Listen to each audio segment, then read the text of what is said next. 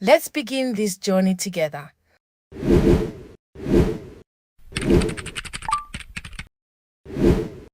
Today, we are not just starting a topic, we are starting the most important section in physical sciences, mechanics. Look around you, a car moving, a ball being kicked, a book resting on a table. All of these involve one thing, motion, and the forces behind it. Mechanics is the study of motion and the forces that cause motion. In simple terms, mechanics helps us answer two important questions: why do things move and how do they move?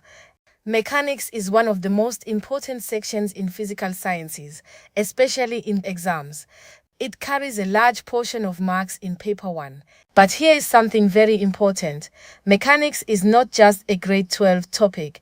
It is a combination of grade 11 and grade 12 knowledge. What you learned before is now being used to solve real exam problems. Everything in mechanics is connected. If you don't understand vectors, you will struggle with forces. If you don't understand forces, you will struggle with motion. And if motion is weak, the entire chapter becomes difficult. So here is the most important idea you must understand. Forces cause motion.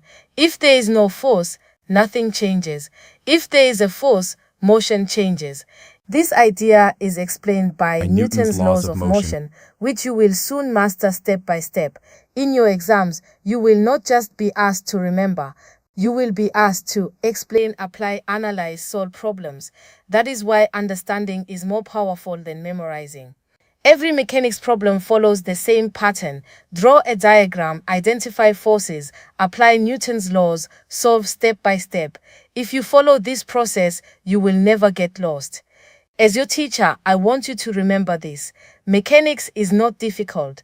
It only becomes difficult when the basics are weak. If you understand forces diagrams, Newton's laws, you can solve any problem. In the next lesson, we will begin with the foundation of everything, vectors. Follow carefully because this is where your success begins.